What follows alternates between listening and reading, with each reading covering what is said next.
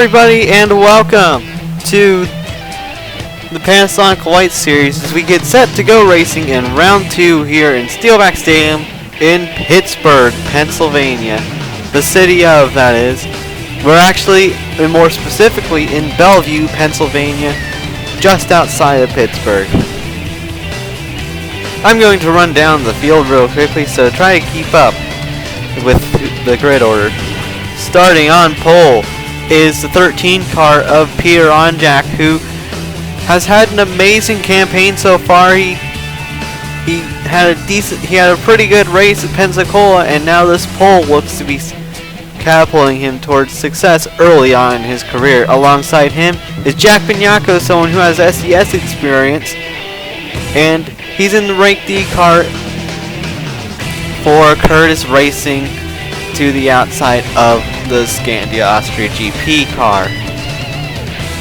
Jack Bignacco is already not a rookie to this series, so it's honestly no shock that someone that already kind of knows the car is on the outside of the front row in a rank D. In the next row, we have the true neutral of the series, Tim Randolph, and to the outside we have the Tabasco Fiasco of Gatlin Downey. Then we have the zero of Carter Friesen.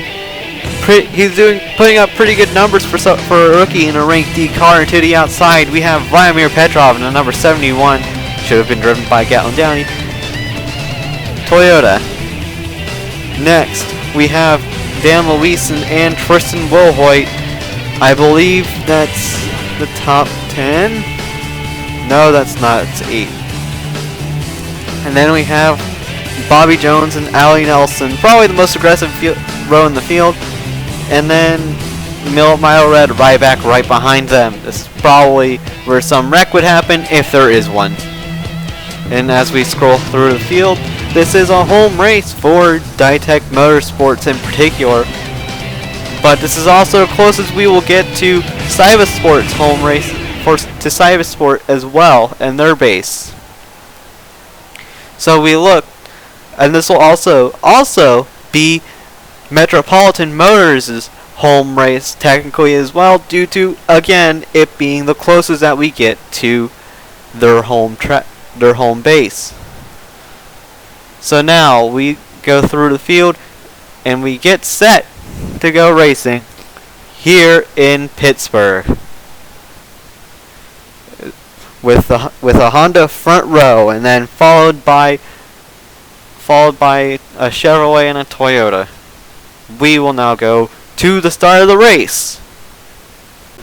Peter Onjak, the rookie, leads the field of 32, almost said 42. That's SES.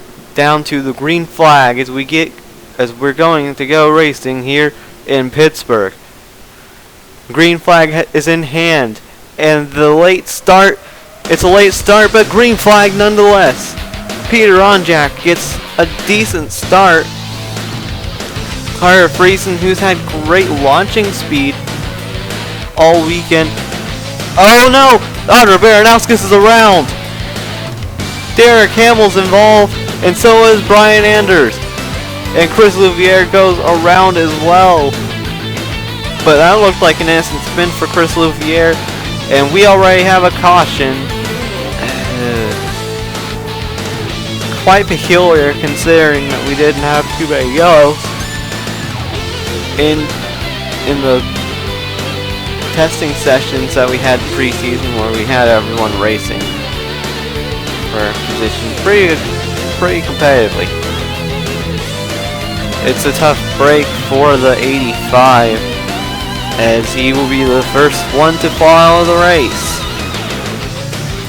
Well, we will go take a look at what happened, but I think I have a pretty good clue on what happened. It would be exactly what you would think happened. Yuki Tamura bumped and run on Audra Baranowskis, and Priya McShane reacted to the bump and run. And when she did that,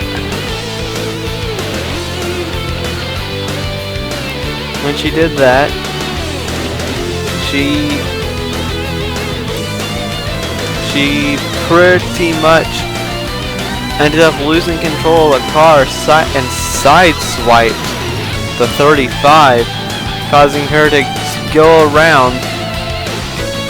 Sean Ard innocently clipped Audra Baranowskis before Audra went into Derek Hamill. Derek Hamill would then go into the wall while his engine pretty much died right there, and would take Brian Anders along with him. Anders would not get much damage. And as for Chris Louviere, he barely got swiped, barely tagged the wall. He will be okay. But this will be something to look at for Chris Louviere in the race to continue.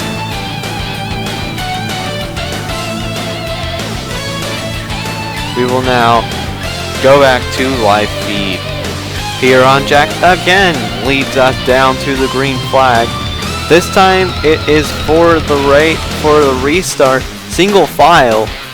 Peter Andrax again giving the green flag late, but Tim Randolph is going to immediately take advantage to the inside of Peter Andrax. An amazing start by 29 down to the inside of the 13. And the 61 is going to try to follow after getting by Jack Bignacco. Oh, the 0 alt is now trying to throw it in.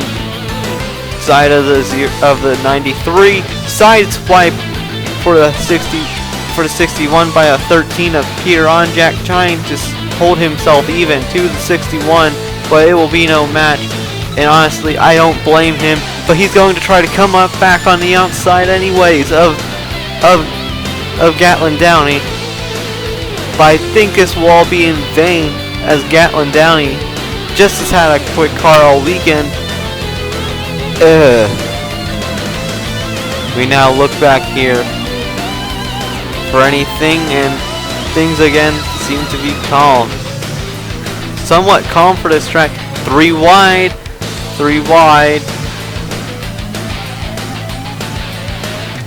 Yuki Tamura has actually been pretty quick. That's shocking, actually.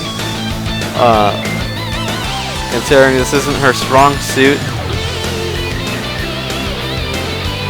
Carter Friesen fell out of line there, just a little. But falls back in again. As now Gatlin Downey has gotten by Peter Andrax like I thought he would for second place. Well, like I've shown you. My mistake. And we're going to go back here as there's looks like it's a pretty heated battle between Milorad Ryback and Vladimir Petrov. I don't want this to go bad, but Ryback's been pretty good defending right now. Oh no! Vladimir Petrov, what are you doing? Oh my gosh!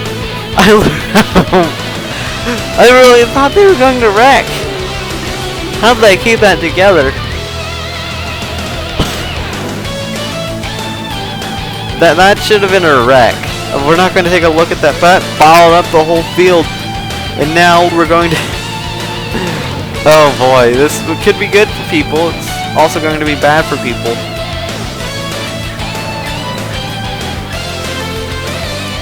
Tamura actually got passed by Ryback, I think. So, another spot 4 wide does not work at this track. Track's just not designed for that. As things stay calm at the front, can't be anything but at the back.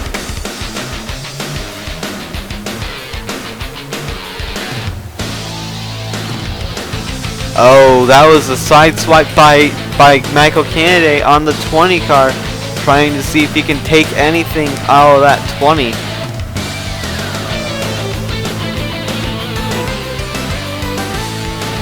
trying to steal something from the 20 car. Mark Nutt to the inside of a fellow Toyota. The 26 Denso car of Hunter Milk falling back.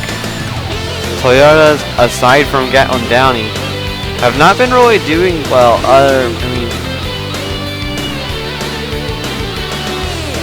Aside from him, there's only one of them in the top 10.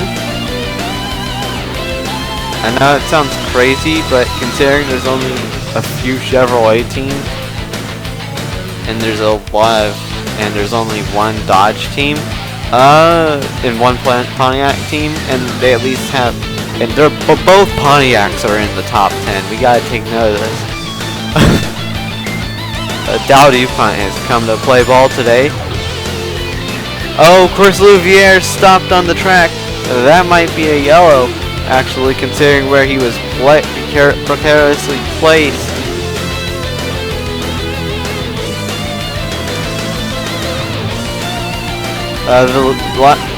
Whoa. I'm genuinely shocked I didn't call a yellow on that.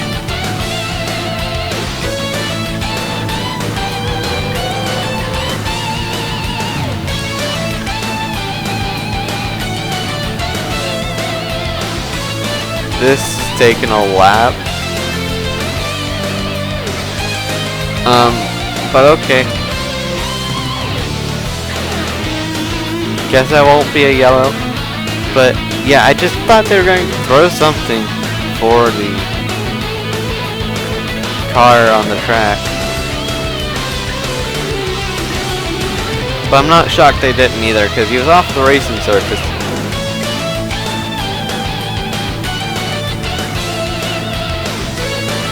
Carter Friesen has pulled it up to Peter Onjak, but as quick as I came focused on that,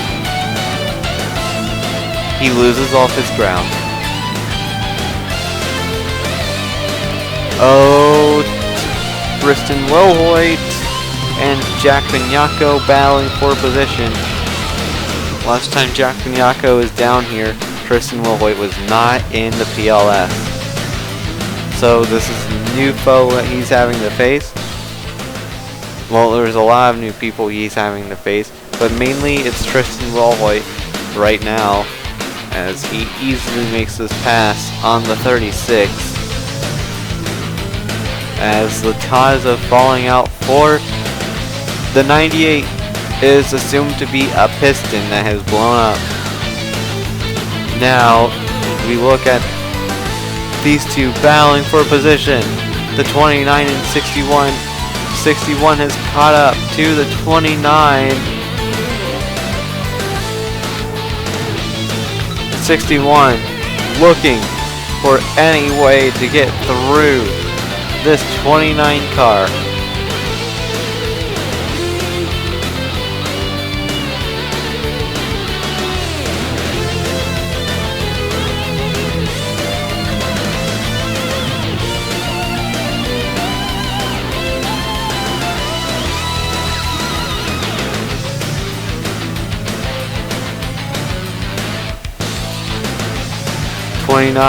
Is about to get past. No, the 61 makes a huge mistake.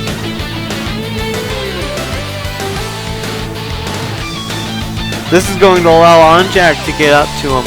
As we look at the fastest lap order, and 61's owning that right now.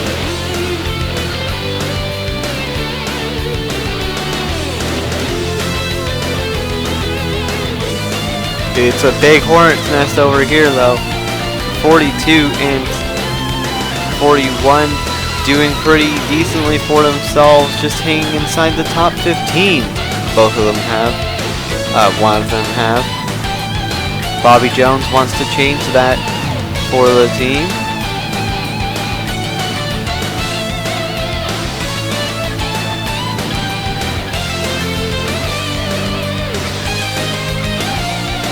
Oh, the 61 looking for a way through the 29.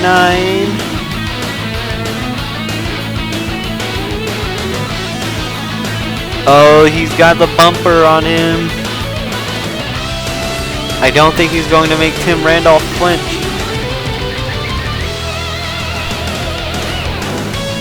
We're going to see right here. No, not yet. No flinching from Tim Randolph. Nothing at all. So he will continue to lead us around this track.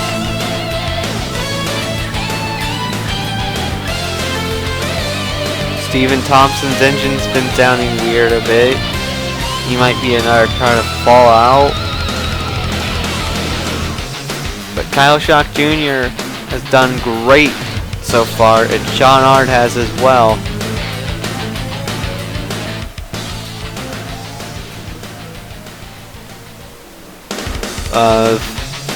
Both the Freeman cars have been falling back.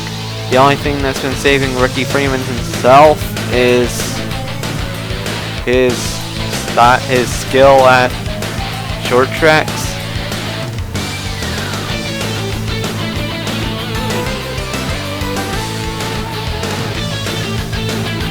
But even then, he hasn't really been the best.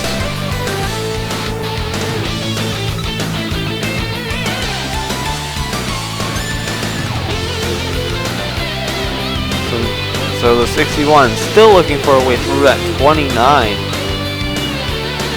As I'm pretty sure Tim Randolph will take the most laps led bonus of 1 full point. I think. Don't take that seriously. I think that's more.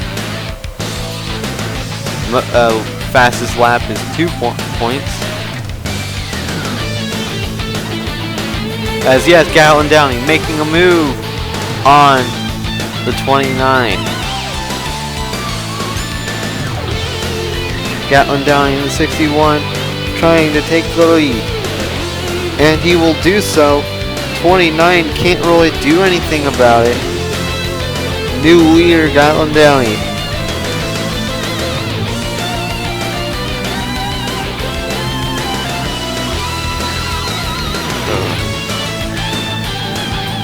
Oh, there's something wrong for the 52 car, or is that just pit stop starting? It's just pit stop starting.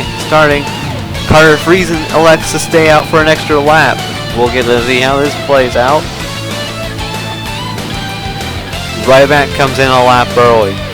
So does the 71 of Vladimir Petrov. I wouldn't be shocked if Milorad just followed him in, because he's still quite pissed on the radio at Vladimir Petrov. Quite literally the one Russian he liked. Keyword, liked.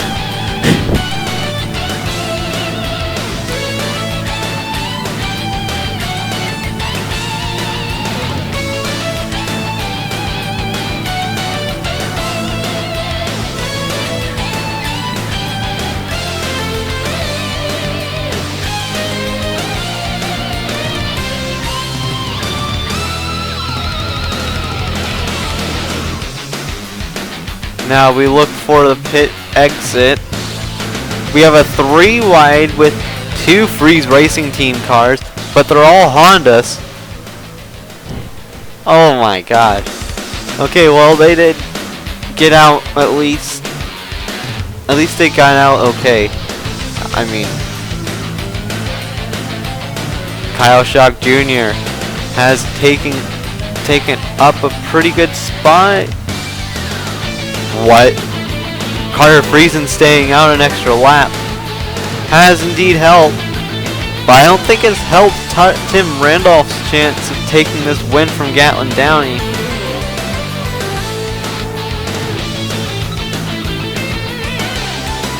As Gatlin Downing is a stronger car, he'll get by on the outside, it'll just take a lot longer. Tim Randolph did this in pretty much one corner, but Gatlin Downing took a few more. Oh, that's Stephen Thompson. That's that engine I was talking about earlier. He has blown up.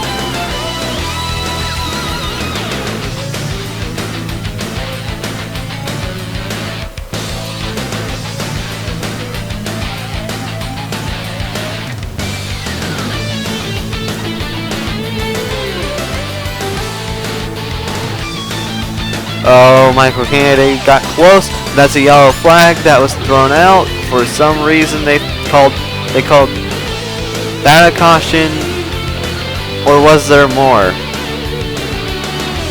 Nope, nothing more. 37 just got fucked over on entering pits. That's all.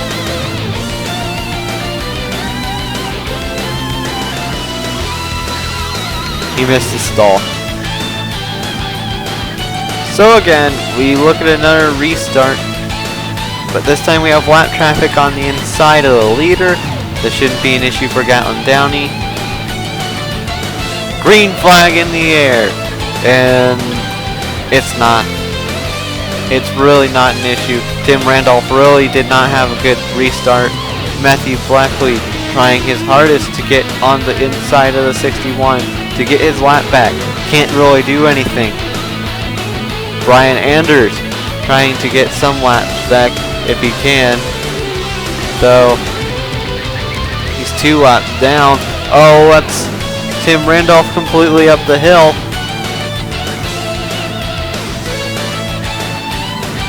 As Milorad Ryavac's probably laughing in his car right now as he's passing Vladimir Petrov. Oh, there goes Ricky Freeman. Ricky Freeman's around. Yellow? Yellow? No? Oh, but there's one back here. Sean Ard's around.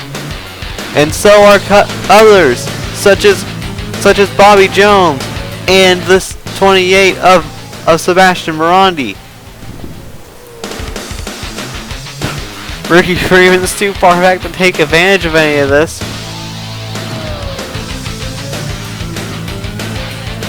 As we go to look at, we saw how Ricky Freeman spun. We're going to see how the incident on the backstretch happened. Sean Ard had them covered by this corner. But Sean Ard made the mistake of thinking he was clear of the 66 and came down. And in response to the wreck, which Morandi probably saw coming, he then clips Bobby Jones and goes spinning downwards and off the track. Honestly, Ard got pretty lucky considering he was at the mercy of everyone else.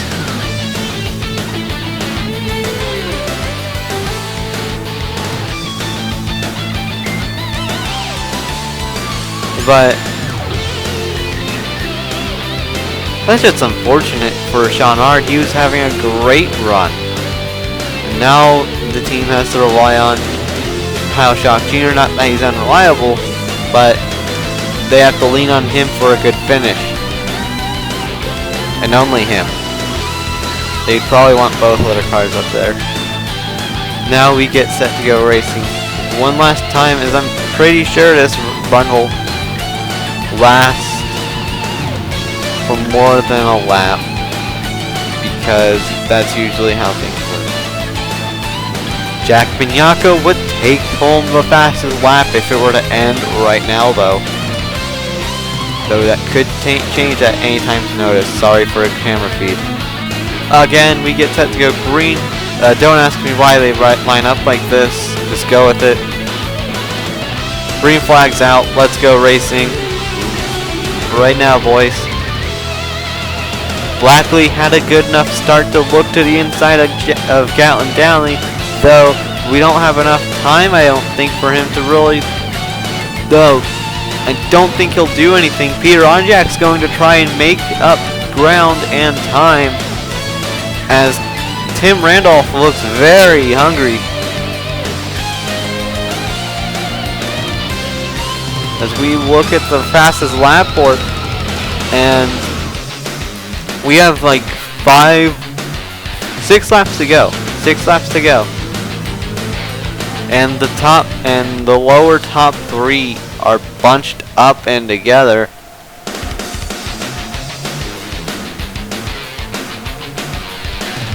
the lower top, well, from 2 down, are all bunched up while Gatlin Downey is just riding away with it. Tim Randolph puts the bumper on Jack Bignacco. Ryback would now have the fastest lap bonus if his race were to end right now. As we go back to the leader, as we look for just three laps to go when we cross the stripe. Just 3 laps to go. And Tim Randolph has taken the fastest lap award away from Ryback. We'll see if it gets taken away by someone else. As Randolph puts the bumper on Jack. Now he's looking to the inside because he's messed up the trajectory of the 13th through a corner. We have just 2 laps to go. The battle for the lead's pretty much over by this point. It's just a battle for second right now. Peter on Jack, didn't taken to the inside by Tim Randolph, who's won 1 race in his career already. As we look to Gatlin Downey to take the white flag in the air for Pittsburgh. And now Gatlin Downey looking to take this race home for the Tabasco Fiasco car. Into 3 and 4. One final time in Steelback Stadium. And it will be Gatlin Downey winning the race here in Pittsburgh. And then a slew of cars come across. As Mile Red Ryback just barely edges someone out for a top 10, for a solid 7th place. And Kyle Schock Jr. is getting into the top 10 for Freeze Racing Team. Honestly, both cars should have been up there, but that's not in their control.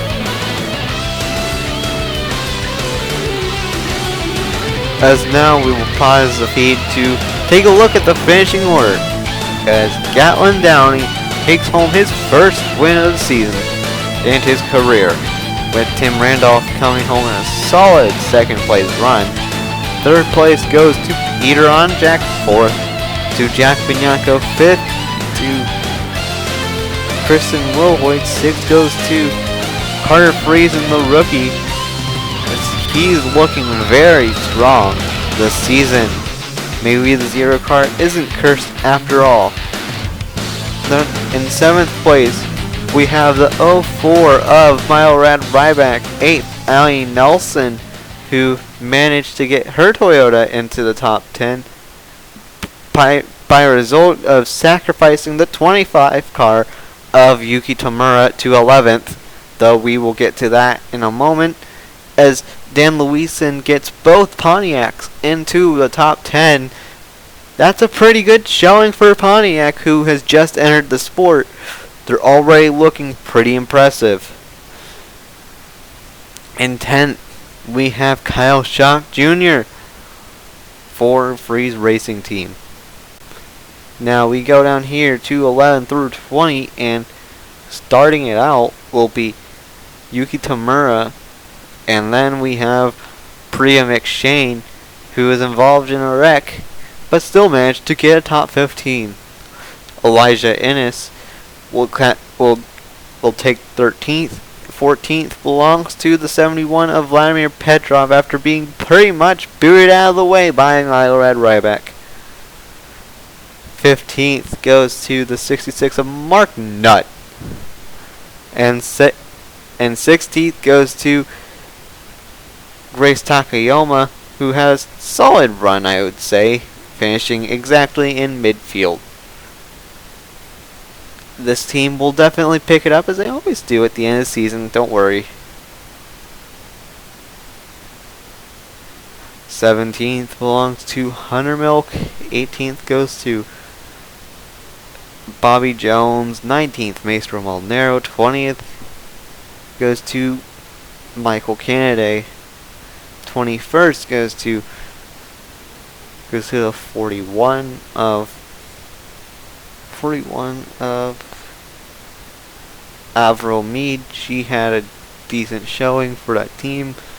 22nd goes to Sebastian Morandi. 23rd goes to Ricky Freeman. 24th goes to that's Jeremiah Dwayne. 24th goes to Ricky Freeman. 25th goes to the 18 car of Sean Ard. 26th goes to the number 7 of Matthew Blackley. Did I say 27th for Blackley? I meant 26th. 27th goes to Audra Baranowskis, who was damaged all race after a wreck. 28th goes to Brian Anders. 29th goes to Sebastian Kugelon, who was called into the pit road for the wreck with Ricky Freeman, but he will likely not get a penalty as a result. 30th goes to Stephen Thompson as he had a piston go out. Another piston that went out was Chris Rouviers, who slid himself in 31st. And then in last place, sadly, is Derek Hamill. We will get set to go racing next time out at Kansas, and we will see you then for the Panasonic Light Series.